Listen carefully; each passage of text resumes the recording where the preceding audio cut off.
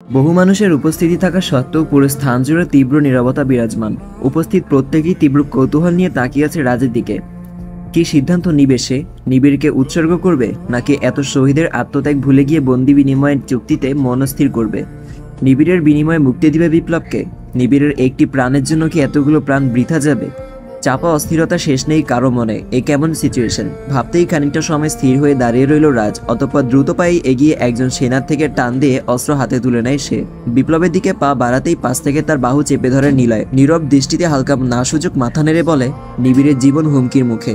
বিপ্লবের মৃত্যু নিবিড়ের মৃত্যুর কারণ হয়ে দাঁড়াবে। নিলয়ের কথাটা যেন কানেই তুলল না রাজ। মেজাজ প্রচন্ড রকম খারাপ হয়ে উঠেছে তার। নিলয়কে উপেক্ষা করেই বিপ্লবের সামনে গিয়ে দাঁড়ায় সে। পরিস্থিতি আন্দাজ করেই চোখ বুজে নেয় বিপ্লব।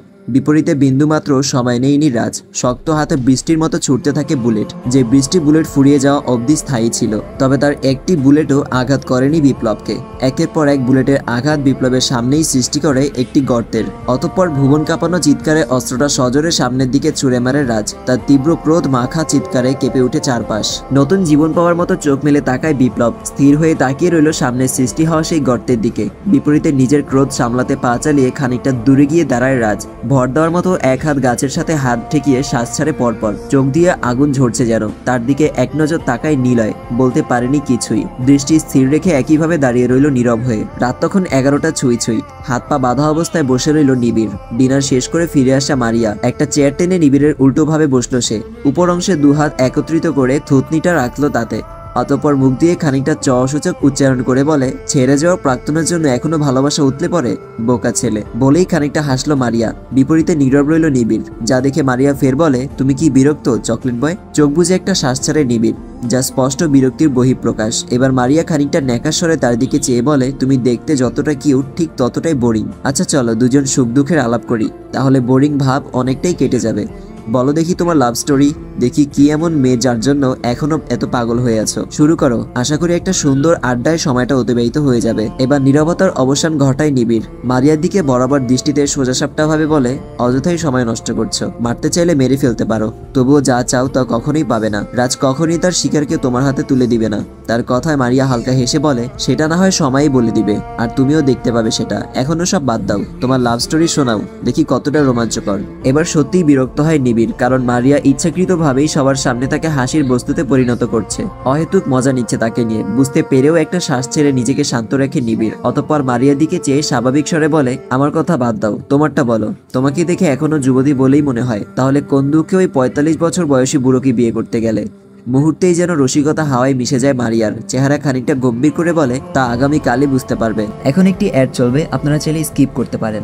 ওয়ানেক্স হচ্ছে সবচেয়ে বিশ্বস্ত বুকমেকার, যা পিএসজি এবং সিরিয়া অ্যাপের অফিসিয়াল পার্টনার। খুব শীঘ্রই ইন্ডিয়ান প্রিমিয়ার লিগ শুরু হতে চলেছে এবং এটি সবচেয়ে বড় সুযোগ আপনার প্রিয় দলকে সমর্থন করার। এই অ্যাপে আপনি cricket, football, tennis live match দেখতে এবং তাদের স্কোর ভবিষ্যৎবাণী করে সহজে অর্থ উপার্জন করতে পারবেন। সেই সাথে বিএমডব্লিউ গাড়ি, আইফোন, ল্যাপটপ এবং আরো অনেক নগদ পুরস্কার জেতারও সুযোগ রয়েছে। এই অ্যাপটিতে আপনি crash, crystal, under and over 21 ইত্যাদি গেম খেলে সহজেই আয় করতে পারবেন। আপনি বিকাশ, নগদ, ব্যাংক, ক্রিপ্টো, পেপাল এবং অন্যান্য সহজ পদ্ধতির মাধ্যমে সহজেই আপনার জেতা টাকা তুলতে পারবেন। এখানে আপনি 24 ঘন্টা 7 দিন গ্রাহক সহায়তা পাবেন। তাই এখনই পিন কমেন্টের লিঙ্ক ব্যবহার করে রেজিস্ট্রেশন করুন, অথবা গুগলে ওয়ানেক্স সার্চ করে রেজিস্ট্রেশন করুন। আর হ্যাঁ, রেজিস্ট্রেশনের সময় আমার প্রোমো কোড ওয়ানমারুফ ব্যবহার করে প্রথমবার ডিপোজিটে 20,000 টাকা পর্যন্ত জেতার সুযোগ পান।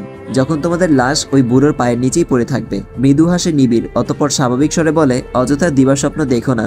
বুড়ো মানুষের নিচে পড়ার স্বভাবটা তোমার থাকতে পারে, আমাদের না। এদিকে বাসায় ফিরে আসে রাজ। নিজের মাঝে স্বাভাবিক ভাব ধরে রাখতে চাইলেও চোখে মুখে তীব্র রাগের ছাপ স্পষ্ট। ফরিদানটির সাথে দাঁড়ানো আরোহী ও তৃষা নিজেদের শান্ত রাখতে চাইলেও চোখে মুখে অস্থিরতা ভাব ফুটে আছে তাদের। কে জানে রাজ কোন খবর নিয়ে এসেছে। খানিকটা অপরাধীর ন্যায় রাজের সামনে এসে দাঁড়ায় তুষার। দায়িত্ব পালনের ব্যর্থতায় অনেকটাই নার্ভাস হয়ে আছে সে। নিজেকে শান্ত রাখতে পারেনি রাজও। তুষারের গায়ের টি শার্ট মুঠো করে ধরে কাছে টেনে নেয় তাকে। চমকে উঠে ফরিদানটি, চমকালো আরোহীও। রাজের দিকে চেয়ে ফরিদানটি হাত চেপে ধরল সে, কারণ শান্ত মানুষের রেগে যাওয়া মুহূর্তটা অনেকটাই অস্বাভাবিক হয়ে থাকে। তীব্র ক্রোধে তুষারের দিকে দৃষ্টি স্থির রেখে রাজ অতঃপর ক্ষিপ্ত স্বরে বলে, কঠোরভাবে নিষেধ দিয়েছিলাম বাড়ি থেকে যেন একটা কাক পক্ষেও বাইরে না যায়। এমন নিষেধাজ্ঞা আরোপ করা সত্ত্বেও এতটা গাফিল হতে পারলে কি করে? বিপরীতে তুষার নিজের মাঝে অপরাধী ভাবটা ধরে রেখে বলে, বুঝতে পারিনি এমনটা হবে। ভেবেছিলাম সব ঠিকঠাকই আছে, অথচ নীলার মেসেজ পেয়ে সে আর বাড়িতে স্থির থাকতে পারেনি। নীলার কথা শুনে খানিকটা বিস্মিত হলেও তা প্রকাশ করেনি রাজ। ফের নিজের রাগ ধরে রেখে বলে, বিপ্লব আমার হাতায় মুঠে চলে এসেছিল, সবকিছু বরবাদ করে দিলে তোমরা সব। তোমার সামনে দাঁড়িয়ে কিছু বলার মুখ নেই আমার, কারণ আমি চাইলেও তাকে আটকাতে পারিনি। মুহূর্তেই খানিকটা ধাক্কা দিয়ে তুষারকে দূরে সরিয়ে দেয় রাজ। সেই সাথে তীব্র ক্রোধে বলে উঠে, অপদার্থ একটা, দূর হও আমার চোখের সামনে থেকে। বিপরীতে কোনো প্রত্যুত্তর করেনি তুষার, নত দৃষ্টিতে নীরবে সরে গেল সেখান থেকে। নিচে রাজের গলার স্বর শুনতে পেয়ে রুম থেকে বেরিয়ে আসে নিবিড়ের বাবা মা। পাশের রুম থেকে বেরিয়ে আসে ফারিহাও। বেশ কিছুক্ষণ আগে রাত্রি গভীর হওয়ায় মেহমানদেরকে বুঝিয়ে রুমে পাঠিয়ে দিয়েছিল ফরিদানটি, যার ফলে রাজের আগমন সম্পর্কে অবগত ছিল না তারা। দ্রুত পায়ে সিঁড়ি বেয়ে নেমে আসে আবরার, তার পেছন পেছন নেমে আসে মা মেয়ে দুজন। ছেলেকে নিয়ে দুশ্চিন্তায় আবরার মাঝেও অস্থিরতা স্পষ্ট ফুটে উঠেছে। মেহমানদের সামনে নিজেকে শান্ত করে নেয় রাজ। আবরার অনেকটাই চিন্তিত হয়ে বলে, নিবিড়ের কোনো খোঁজ পেয়েছো বাবা? নিবিড়ের বর্তমান পরিস্থিতি সম্পর্কে তার পরিবারকে কিছু জানানো হয়নি, কারণ এতে পরিস্থিতি আরো ঘোলাটে হয়ে উঠতে পারে। তবুও ছেলেকে ঘিরে নিবিড়ের বাবার অস্থিরতা দেখতে পেয়ে রাজ স্বাভাবিক স্বরে বলে, চিন্তা করবেন না আঙ্কেল, নিবিড় দ্রুতই ফিরে আসবে ইনশাল্লাহ। ভোর হওয়ার আগ অব্দি বিপ্লবকে বন্দী করার সিদ্ধান্ত নেয় রাজ, যার পাহারায় নিয়োগ রাখা হয় অধিক সেনা, যারা দায়িত্ব পালনে বাধ্য বলেই দমিয়ে রাখছে নিজেদের ক্রোধ। নয়তো প্রত্যেকেই বারবার ক্ষিপ্ত দৃষ্টিতে তাকাচ্ছে বিপ্লবের দিকে, অনুমতি পেলেই খেয়ে ফেলবে এমন ভাব। তবুও এই মুহূর্তে ধৈর্য ব্যতীত বিকল্প কোনো পথ নেই। সেই সাথে অপেক্ষায় আছে রাজের সিদ্ধান্ত শোনার। এদিকে রাজ ও নিলয় দুজন মুখোমুখি দাঁড়িয়ে। সময় তখন রাত 2টা অতিবাহিত হয়েছে। ঘুম নেই কারো চোখে, ডিনারও সম্পূর্ণ করা হয়নি কারো। এমনিতেও এটা কারো গলা দিয়ে ভাত নামার মতো পরিস্থিতি নয়। মুহূর্তটা যেন সেরে যাওয়ার রোগ পুনরায় জেগে ওঠার মতোই। সিদ্ধান্ত কি তোর? রাজের দিকে চেয়ে নিলয়ের সোজাসাপটা প্রশ্ন। বিপরীতে খানিকটা সময় নীরব রইল রাজ। অতঃপর পরিস্থিতি যেমনই হোক নিবিড়কে একা ছাড়ার প্রশ্নই আসে না। রাজের এমন কথায় নিলয় খানিকটা ভ্রুকুচকে বলে, এর মানে কি তাদের চুক্তি মেনে নিবি? আপাতত এছাড়া বিকল্প কোনো পথ খোলা নেই, কারণ নিবিড় এখনো তাদের কাছেই। রাজের জন্য এই সিদ্ধান্তটা অনেকটাই চ্যালেঞ্জিং বললেও ভুল হবে না। নিবিড়কে চাইলে বিপ্লবকে হারাতে হবে, আর বিপ্লবের জীবন চাইলে নিবিড়কে উৎসর্গ করতে হবে, যা কখনোই সম্ভব নয়। সেই সাথে এখানে জড়িয়ে আছে রাজের জীবনও। তারা কখনোই সুযোগ হাতছাড়া করতে চাইবে না, কারণ শর্ত মোতাবেক বিপ্লবকে নিয়ে রাজের একা যেতে হবে সেখানে। যা ভাবতেই নিলয় বলে উঠে, বিপ্লবের বিনিময়ে তারা নিবিড়কে ব্যবহার করছে ঠিকই, বাট তারা কখনোই এটাকে সীমাবদ্ধ থাকবে না।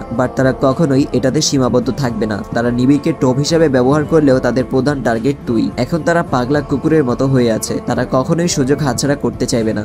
নিলয়ের কথার মানে বুঝতে পারে রাজ, যদিও এটা রাজের অজানা নয়। তবুও নিলয়ের দিকে চেয়ে বলে উঠে, আর যাই হোক আমরা নিবিড়কে একা ছাড়তে পারবো না। রাজের সোজাসাপটা সিদ্ধান্ত। বিপরীতে তাকে সমর্থন করে নিলয়ও। তবে তার একটাই দুশ্চিন্তার রাজ, কারণ বিপ্লবকে তাদের হাতে হস্তান্তর করার মুহূর্তে সেখানে রাজ ব্যতীত আর কেউই থাকতে পারবে না। সহজভাবে বলতে গেলে বিষয়টা এমন পর্যায়ে দাঁড়িয়েছে, হয়তো একজন হারাতে হবে, আর ভুল হলে দুজনকেই। অতিবাহিত হয়ে যায় আরো কিছুটা সময়। রাজ কল করে মারিয়াকে। ওপাশ থেকে কল রিসিভ হতেই রাজ গম্ভীর স্বরে বলে, নিবিড়ের গায়ে যেন আর একটা টোকাও না পড়ে। ঠিকানা পাঠাও, আমি বিপ্লবকে নিয়ে আসছি। মৃদু হাসে মারিহা, অতঃপর বলে, বুদ্ধিমানরা সবসময় সঠিক সিদ্ধান্তই নিয়ে থাকে, আই লাইক ইট। বলেই থামলো মারিয়া। অতঃপর ফের বলে, শর্ত অনুযায়ী বিপ্লবকে নিয়ে তুমি একাই আসবে, আমার লোকেরা তোমাকে পথ দেখাবে। কোনো প্রকার চালাকি করবে তো নিবিড়, বুঝতেই পারছো কি বলতে চাইছি, সো বি কেয়ারফুল। মনে রেখো আমার লোকেরা সর্বত্রে নজর রাখছে। বলেই কল কেটে দিল মারিয়া। অতঃপর হালকা বাঁকা হেসে নিজের মাঝে বলে, আগেই জানতাম তুমি বন্ধুকে কখনোই পেছনে ফেলে যাওয়ার পাত্রই নাও। ইস, যদি জানতে তোমার জন্য কি অপেক্ষা করছে, তাহলে বন্ধুর কথা বাদ দিয়ে বোধহয় নিজেকে নিয়ে ভাবতেই ব্যস্ত হয়ে পড়তে। বোকা ছেলে একটা। শেষ রাত্রিতে রাস্তাঘাট অনেকটা নিরিবিলি হয়ে উঠেছে। পণ্যবাহী গাড়ির সংখ্যাও সীমিত। নিরিবিলি রাস্তা, যার মাঝ দিয়ে পানির উপর ঝাঁক বেঁধে বেশি বেড়ানো কয়েকটা মাছের ন্যায় তাল মিলিয়ে চলছে 5টা গাড়ি। মারিয়ার পাঠানো 4টা গাড়ির মাঝে 2টো গাড়ি সামনে আর 2টো পেছনে, তার মাঝখানে রাজের গাড়ি, যার মাঝে রাজের সাথে অবস্থান করছে হাতে পায়ে শিকল পরানো বিপ্লব। এদিকে নিবিড়কে একপাশে বেঁধে রেখে এদিক ওদিক পায়চারি করছে মারিয়া। রাজ ও বিপ্লব কখন পৌঁছাবে? অপেক্ষার সময় যেন শেষই হচ্ছে না। যেই রাজকে আকাশ ও বিপ্লব দুজন মিলেও কাবু করতে ব্যর্থ হয়েছিল, ওই রাজকেই সে বর্ষিতে গাথা মাছের ন্যায় টেনে আনছে নিজের কাছে। অপেক্ষা কেবল সেই মাছটি মুঠো করে চেপে ধরার। রাত্রি প্রায় শেষের দিকে, যার ফলে বিপ্লবের গড়া নিয়মানুসারে লোকদের দায়িত্ব বদলের সময় হয়ে এসেছে। অর্থাৎ যারা এতক্ষণ শীতল ও কুয়াশাচ্ছন্ন আবহাওয়া সহ্য করে বাইরের দিকটা গার্ড দিয়েছিল, তারা ভেতরে চলে আসবে, আর যারা ভেতরের উষ্ণতায় ছিল তারা চলে যাবে বাইরে। কাজেই স্বাভাবিকভাবেই সম্পন্ন হয় সেই দায়িত্ব বদলের পর্বটাও। সেই সাথে তাদের সবার প্রতি মারিয়ার একটা প্রতিশ্রুতি, বিপ্লব ফিরে আসবে। সেই সাথে যারা দুঃসময়ে তারা পাশে আছে, সুসময় তারাই হবে বিপ্লবের ঘনিষ্ঠ ব্যক্তি। অতিবাহিত হয় আরো কিছুটা সময়। এর মাঝেই বাইরে থেকে একজন এসে দাঁড়ায় মারিয়ার সামনে। স্বাভাবিকভাবেই জানায় রাজ শর্ত মোতাবেক বিপ্লবকে নিয়ে এসেছে। খবরটা পাওয়া মাত্রই চোখজোড়া উজ্জ্বল হয়ে উঠে মারিয়ার।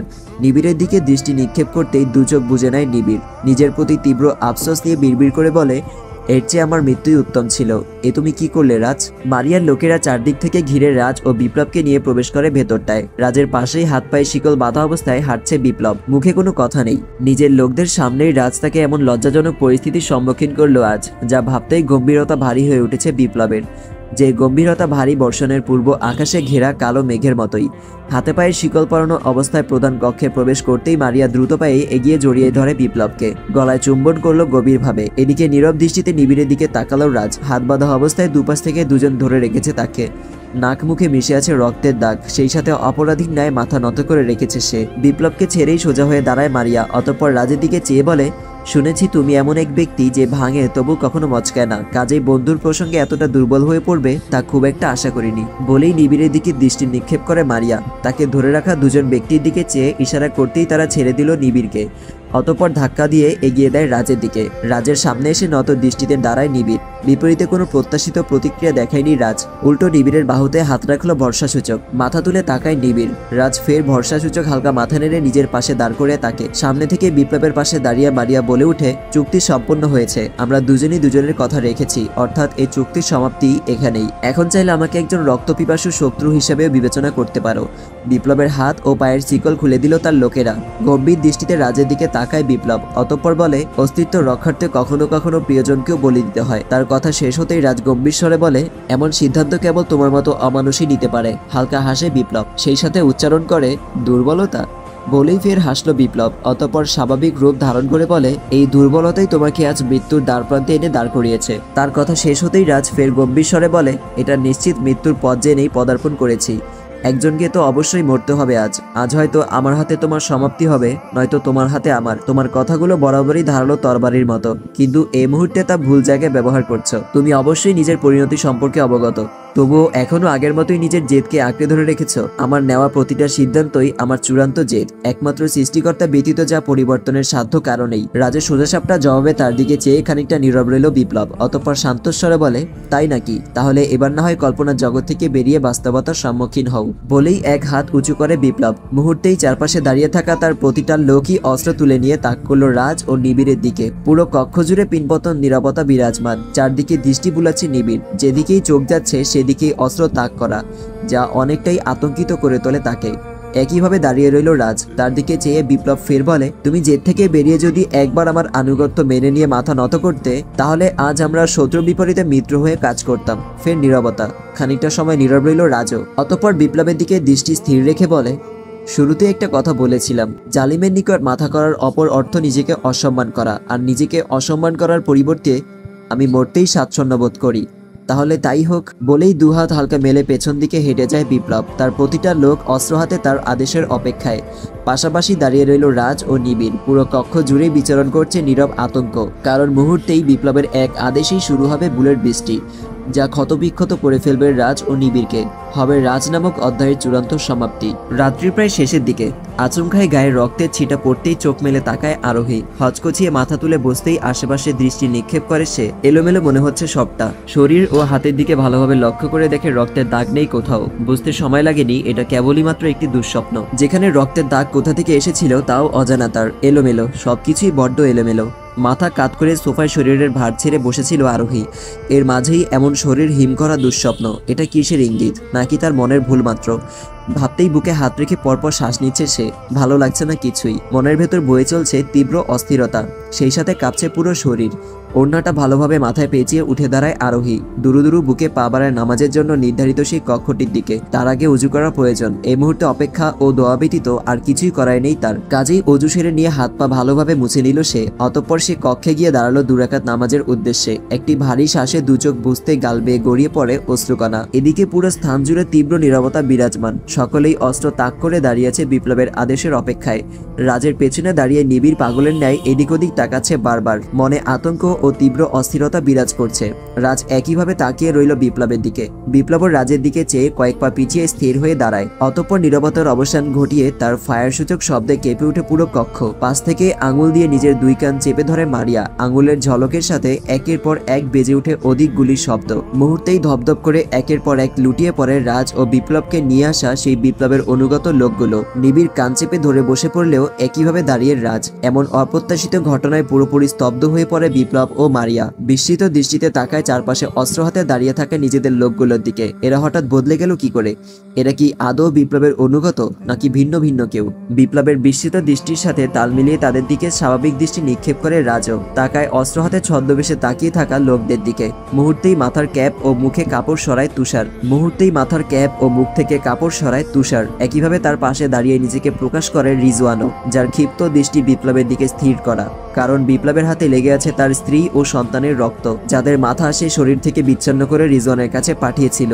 যদিও এতদিন রেজওয়ানের জন্য আকাশকে দায়ী ভেবে এসেছিল, কিন্তু তার ভুল ধারণার অবসান ঘটে যখন সে রাজের সাথে গিয়ে আকাশের মুখোমুখি বসে সরাসরি বসেছিল। জানতে পারে সেদিন আকাশ ঠিকই তাদেরকে মুক্ত করে দিয়েছিল। সেই সাথে লোকদের নির্দেশ দিয়েছিল যেন সেই বাচ্চা ও তার মাকে রিজওয়ানের নিকট পৌঁছে দেওয়া হয়। কিন্তু পরবর্তীতে আকাশের অনুপস্থিতিতে তারা বিপ্লবের আদেশে রিজওয়ানের স্ত্রী ও বাচ্চাটার কাটা মাথা প্রেরণ করেছিল। বিপ্লব ও মারিয়ার চোখে মুখে তীব্র বিস্ময়। হয়তো মনে মনে একটা কথাই ভাবছে, তুষার ও রিজওয়ান কি করে এখানে পৌঁছালো?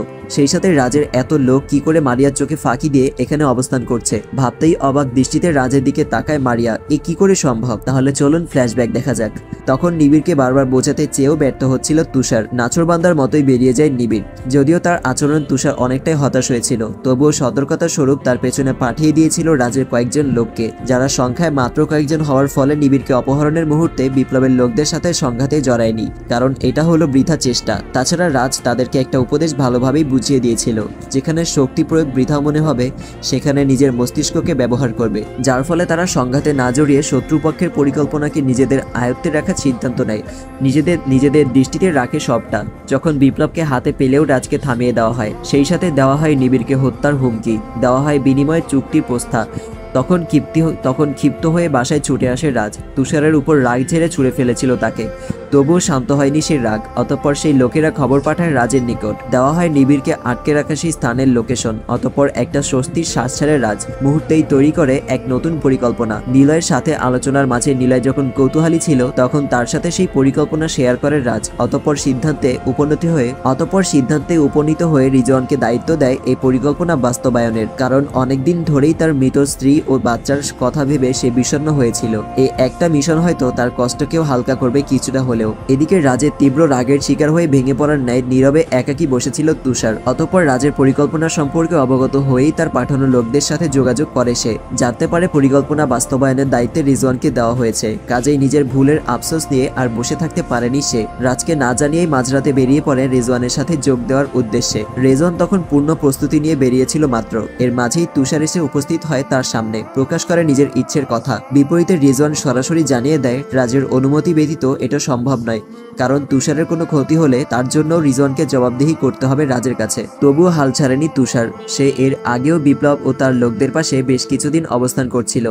কাজেই সে এতটাও দুর্বল নয় যতটা রেজওয়ান তাকে ভাবছে। পরিশেষে তুষারের জেদের কাছে হার মেনে তাকেও সাথে নিতে বাধ্য হয় রেজওয়ান। অতঃপর রওনা দেয় তথ্য অনুসারে। আমি ভেবেছিলাম আপনি কেবল সায়েন্সের ক্ষেত্রেই দক্ষ, বাট যুদ্ধের ক্ষেত্রেও আপনার দক্ষতা সম্পর্কে আমি অবগত ছিলাম না। তুষারের এমন কথায় মৃদু হাসে রেজওয়ান। অতঃপর শান্তস্বরে বলে, শুনেছি আপনি কিছুটা পেটুক প্রকৃতির লোক, তো রান্নার কাজ ঠিকঠাকভাবে পারেন তো নাকি? রেজওয়ানের প্রশ্নে তুষার খানিকটা হতাশার ছাপ ফুটিয়ে বলে, তেমন না ভাই, কাজের পাশাপাশি ওটাও শিখে রাখবে, নয়তো ভবিষ্যৎ ঘরণীর সাথে যেদিন ঝগড়া হবে সেদিন ভোগান্তি পোহাতে হবে। নিজেদের ভেতর কথাবার্তার মাঝে উপযুক্ত সময়ে সেই স্থানটায় পৌঁছে যায় রেজওয়ান ও তুষার।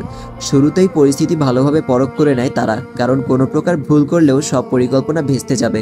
শুরুতেই জানা প্রয়োজন বাইরের দিকটায় কোন জায়গায় কতজন লোক গার্ড দিচ্ছে, নীরব আক্রমণের জন্য তাদের অবস্থান কতটা উপযুক্ত। সব দিক বিবেচনা করেই তুষারের সাথে আলোচনার মাধ্যমে সিদ্ধান্ত নেয় রেজওয়ান। অতঃপর সকলকে পরিকল্পনা বুঝিয়ে দিয়ে আলাদা হয়ে যায় প্রত্যেকেই। বিপ্লবের লোকেরা গার্ড দিচ্ছিল ছড়িয়ে ছিটিয়ে। আচমকাই পেছন থেকে রেজওয়ান একজনের মুখ চেপে ভেঙে দিল ঘাড়। খানিকটা দূরে দাঁড়িয়ে থাকা অন্যজন টের পেয়ে রেজওয়ানের দিকে অস্ত্র তাক করতেই পেছন থেকে এসে তার গলা দ্বিখণ্ডিত করে দেয় তুষার। এভাবেই নীরবে বাইরের দিকটা নিয়ন্ত্রণে নিয়ে নেয় রাজের লোকেরা। অতঃপর তাদের ইউনিফর্ম নিজেরা পরে নিয়ে খানিকটা দূরে একটা ঝোপের মাঝে লুকিয়ে রাখে সবগুলো লাশ। হালকা কুয়াশায় অন্ধকারাচ্ছন্ন রাত্রি, যা তুষার ও রিজওয়ানদের কাজকে সহজ করে তুলেছে অনেকটাই। সবশেষে দায়িত্ব বদলের মুহূর্তে বিপ্লবের লোকেরা বাইরে আসতেই ভেতরে প্রবেশ করে তারা। হয়তো মারিয়া ভেবেছিল একটা টোপ ফেলে সে মাছের ন্যায় টেনে এনেছিল রাজকে, যেখানে রাজ হবে বড়শিতে গেঁথে যাওয়া সেই মাছের মতোই অসহায়। অথচ ঘটে গেল তার বিপরীত। রাজ পরিকল্পিতভাবেই যে তার বড়শিতে ধরা দিয়েছিল তা ক্ষণিকের জন্য টের পায়নি সে, যার ফলে মারিয়া এখনও ক্ষোভ ও তীব্র বিস্ময় নিয়ে তাকিয়ে আছে রাজের দিকে। অন্যদিকে বাইরে ফেলে রাখা লাশগুলো দেখতে পায় বিপ্লবের লোকদের একজন। মুহূর্তেই চেঁচিয়ে সতর্ক করতে থাকে সকলকে, কিন্তু আচমকাই মাথায় গুলিবদ্ধ হয়ে লুটিয়ে পড়ে লোকটা, যা ছড়িয়েছিল নিলয়। লোকটা লুটিয়ে পড়তেই অস্ত্র হাতে এগিয়ে আসলো সে। সতর্কবার্তা শুনতে পাওয়া বিপ্লবের লোকেরা গুলিবর্ষণ শুরু করলেই দাঁড়িয়ে যায় একটি গাছের সাথে পিঠ ঠেকিয়ে। বিপ্লবের লোকেরা টের পাওয়াতে পরিস্থিতি ঘোলাটে হয়ে যায় অনেকটা, যার ফলে বাইরের দিকটা নিয়ন্ত্রণে নিয়ে অনেকটাই হিমশিম খেতে হয় নিলয় ও তার সঙ্গীদের। বিপদের আশঙ্কাও বেড়ে যায় অনেকটা।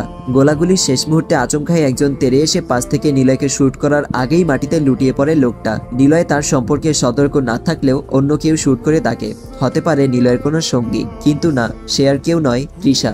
যে নিলয়ের কাছে এগিয়ে আসতেই তাকে টেনে একটা মোটা গাছের আড়ালে গিয়ে দাঁড়ায় নিলয়। খানিকটা বিস্ময়কর দৃষ্টিতে চেয়ে বলে, তুমি এখানে কি করছো পাগল মেয়ে? আবার পাগল শব্দটা টেনে নিয়ে আসায় খানিকটা রাগ হলো তৃষার, তবে প্রকাশ করলো না তা। নিলয় ফের বলে, আজ আবার কোন ঋণ শোধ করতে এলে?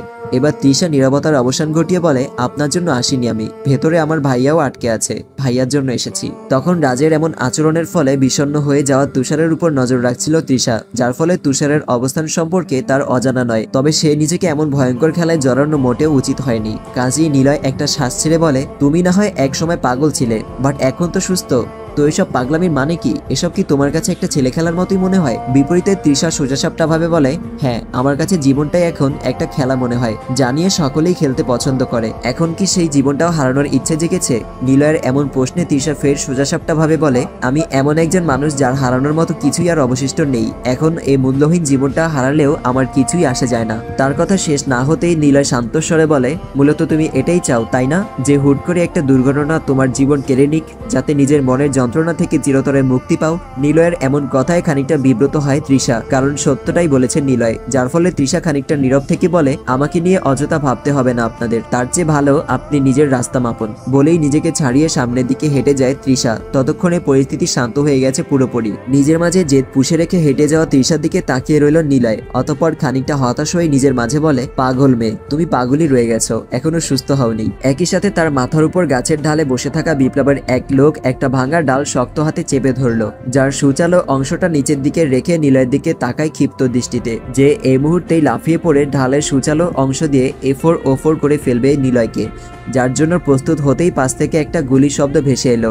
গাছের উপর থেকে লোকটা আশ্রে পড়ে নিলয়ের সামনে। তার থেকে এক নজর চেয়ে সামনের দিকে তাকায় নিলয়, দেখতে পায় রুশানকে। ধীর পায়ে তার দিকে এগিয়ে শান্তস্বরে বলে, লড়াইয়ের মুহূর্তে ছোট্ট একটা অসতর্কতাও একজন সৈন্যকের মৃত্যুর কারণ হয়ে দাঁড়ায়।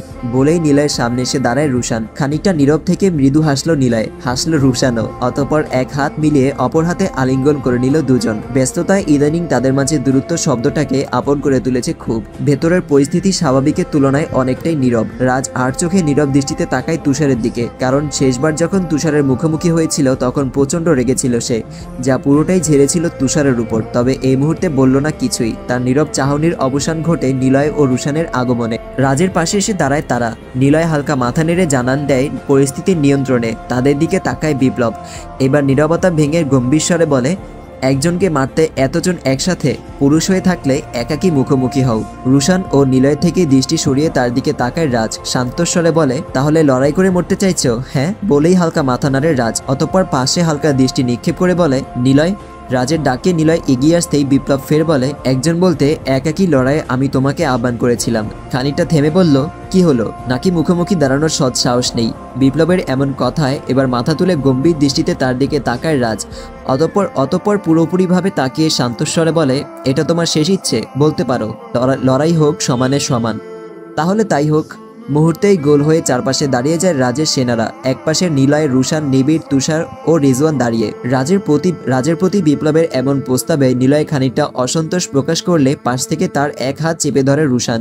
হালকা চোখ বুজে ইশারায় শান্ত থাকতে বলে তাকে। নিজের জামা খুলে একপাশে ছুঁড়ে ফেলে বিপ্লব। উন্মেচিত হয় শক্তপোক্ত একটা শরীর। বয়স বাড়লেও শরীর দেখে তা বোঝার উপায় নেই। জ্যাকেট খুলে নেয় রাজও। নিবিড়ের দিকে ছুঁড়ে মারতেই তা ধরে ফেলল নিবিড়। ভাঁজ করে নিজের হাতে রেখে রাজের দিকে তাকায় সে। রাজের গায়ে একটি সাদা রঙের পাতলা টি শার্ট, যার উপর দিয়ে শরীরের ভাঁজ ফুটে উঠেছে স্পষ্ট। ধীর পায়ের বৃত্তের মাঝে হাঁটতে হাঁটতে বলে, শেষবার এমন দুঃসাহস দেখিয়েছিল আকাশ, কিন্তু তোমার ভাগ্যটা তার মতো ভালো নাও হতে পারে। বিপরীতে বিপ্লব স্বাভাবিক স্বরে বলে, তখন সৌভাগ্যবশত তুমি আকাশের মুখোমুখি হয়েছিলে, আমার নয়। বিপ্লবের এমন কথায় হালকা হাসলো রাজ। অতঃপর বলে, আজ যেহেতু হয়েছি সেহেতু সৌভাগ্য ও দুর্ভাগ্যের মাঝে পার্থক্যটাও ভালোভাবে বুঝতে পারবে। বিপ্লব এবার লড়াইয়ের জন্য মুখিয়ে বলে, আজ একজনের মৃত্যুই হবে এই লড়াইয়ের সমাপ্তি। বলেই হামলে পড়ে বিপ্লব। উপস্থিত সবার চোখে মুখেই অস্থিরতার ছাপ ফুটে উঠেছে, কারণ ফলাফল যে কোনো কিছুই ঘটতে পারে। লড়াইয়ের শুরুটা সমান সমান মনে হলেও পরক্ষণে আঘাতপ্রাপ্ত হয়ে খানিকটা পিছিয়ে যায় রাজ। মুহূর্তেই মেজাজ বিগড়ে যায় নিলয়ের। ক্ষিপ্ত স্বরে এগোতে চাইলেও রুশান হাত চেপে ধরে থামিয়ে দেয় তাকে, কারণ রাজের উপর পূর্ণ বিশ্বাস আছে রুশানের। মাথা টনটন করে দাঁড়ায় বিপ্লব। রাজ বালি ঝেড়ে নেওয়ার মতো পেটের অংশে আঙুল চালায় হালকা করে। অতঃপর সোজা হয়ে দাঁড়িয়ে মৃদু হেসে বলে, মনে হচ্ছে লড়াইটা উপভোগ্য হতে চলেছে। পাশ থেকে মাথা উঁচু করে দাঁড়িয়ে রইল মারিয়া। বিপ্লবের প্রতি তীব্র বিশ্বাস তার। হয়তো রাজ বিপ্লবের সম্পর্কে পুরোপুরি অবগত নয়, কাজেই এখনও উপভোগের কথা বলছে সে। ভাবতেই খানিকটা তাচ্ছিল্য হেসে রাজের দিকে তাকায় সে। ফের শুরু হয় লড়াই, তবে এবারের চিত্রতা ভিন্ন। খানিকটা দূরে ছিটকে গিয়েই ঠোঁটের এক কোণে আঙুল ছোঁয়ায় বিপ্লব। দেখতে পায় রক্তের উপস্থিতি। এবার অনেকটাই ক্ষিপ্ত হয়ে রাজের দিকে তেড়ে যায় সে। মুহূর্তেই রাজ নিজের কৌশল খাটিয়ে বিপ্লবের এক হাত পেঁচিয়ে জোর খাটাতেই সবার কানে পৌঁছালো একটা শব্দ।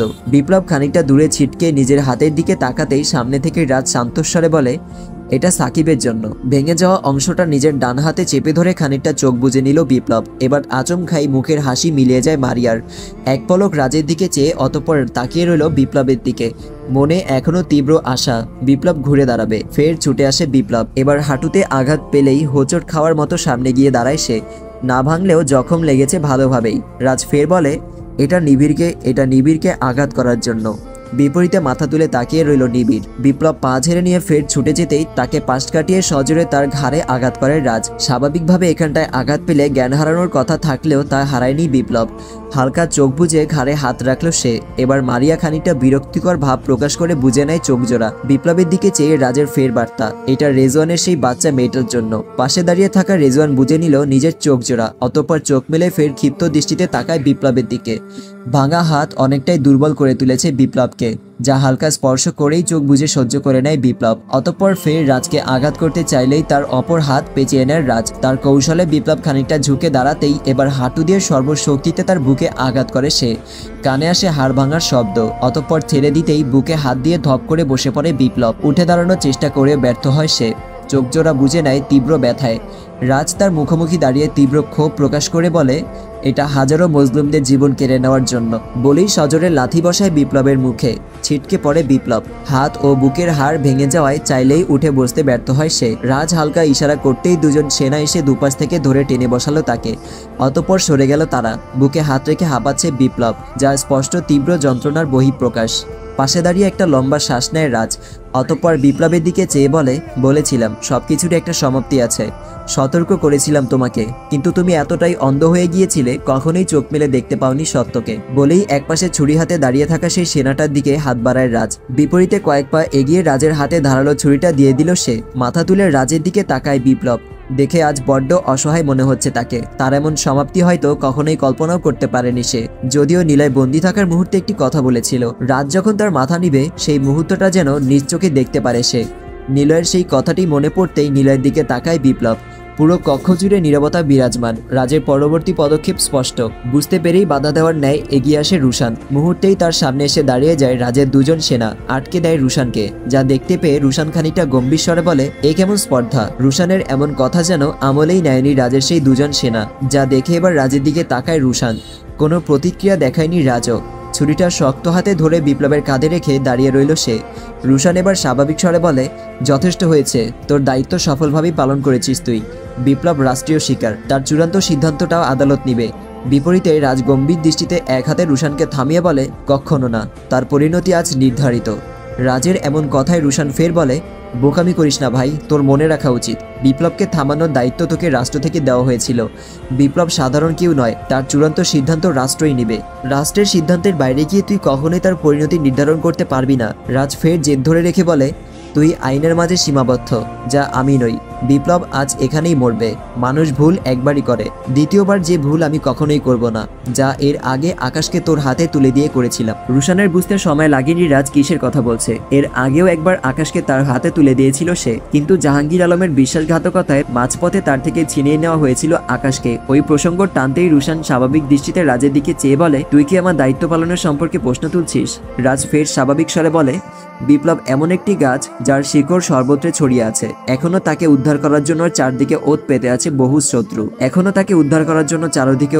আছে বহু শত্রু। যারা অপেক্ষায় আছে কেবল একটি সুযোগের। বিপ্লবকে মুক্ত করার মতো এখনো এমন কেউ আছে যার সম্পর্কে তোর সম্পূর্ণই অজানা। রাজের কথা শেষ হতেই বিপ্লব তার দিকে চেয়ে খানিকটা জোরপূর্বক চেয়ে বলে, তার মানে জানতে পেরেছো বারিশ ও বিহানের কথা। বিপ্লবের এমন কথায় পুরো কক্ষ নিস্তব্ধতায় চেয়ে গেল। সবার মনেই একটা প্রশ্ন, কে এই বারিশ ও বিহান? একই প্রশ্ন জেগেছে রুশানের মাঝেও। বিপ্লব ফের রাজের দিকে চেয়ে বলে, আজ আমার জীবন কেড়ে নিলে কাল তোমার জন্য দুঃস্বপ্ন হয়ে এই দেশে পা রাখবে তারা, যাদের থামানোর সাধ্য তোমার নেই। বিপরীতে রাজ শক্ত অবস্থানে অটল থেকে বলে, আসতে দাও সকলকে। একটি বিপদ এগিয়ে আসার অপর অর্থ নতুন একটি বিজয়ের পথ উন্মোচিত হওয়া। বলেই শক্ত হাতে ছুরিটা চেপে ধরল রাজ। অতঃপর ফের বলে, কখনোই কোনো জালিমদের হুমকিতে আমি ভীত হইনি, আর না ভবিষ্যতে হব। তোমার মতো জালিমদের করুণা করার তো কোনো প্রশ্নই আসে না। রাজের কথা শেষ হতেই রুশান ফের তাকে বাধা দিয়ে বলে, এমনটা করিস না ভাই। রাজ সে বাধা উপেক্ষা করে বলে, বিপ্লবকে তোর হাতে তুলে দেওয়ার অপর অর্থ তার জন্য সময় তৈরি করে দেওয়া, যা হবে বিপ্লব নামক এই জালিমের জন্য করুণার মতোই। বলেই বিপ্লবের ঘাট থেকে ছুরিটা নামিয়ে নেয় রাজ। অতঃপর বলে, যে করুণা আমি কখনোই করব না, কারণ জালিমের প্রতি করুণা প্রদর্শন করা মজলুমদের সাথে বিশ্বাসঘাতকতার সমান্তর। বলেই ছুরিটা ঘুরিয়ে শক্ত হাতে আঘাত করে বিপ্লবের ঘাড়ে, যার ফলে মাথাটা শরীর থেকে দ্বিখণ্ডিত হয়ে ছিটকে রুশানের পায়ের কাছে গিয়ে ঠেকলো। এক দৃষ্টিতে সেই মাথাটার দিকে তাকিয়ে রইল রুশান। দুহাতে মুখ চেপে ধরল পাশে দাঁড়িয়ে থাকা মারিয়াও। থপ করে আছড়ে পড়ল বিপ্লবের মাথাবিহীন শরীর। স্রোতের ন্যায় রক্ত প্রবাহিত হচ্ছে শরীর থেকে। ছটফট করছে সেই দেহখান, যার পাশে দাঁড়িয়ে পরপর শ্বাস নিচ্ছে রাজ। আরও একটি অধ্যায়ের সমাপ্তি হয়েছে আজ। কালো রাত্রি ফুরিয়ে সূচনা হতে চলেছে একটি নতুন ভোরের। উদিত হতে চলেছে একটি সোনালী সূর্য।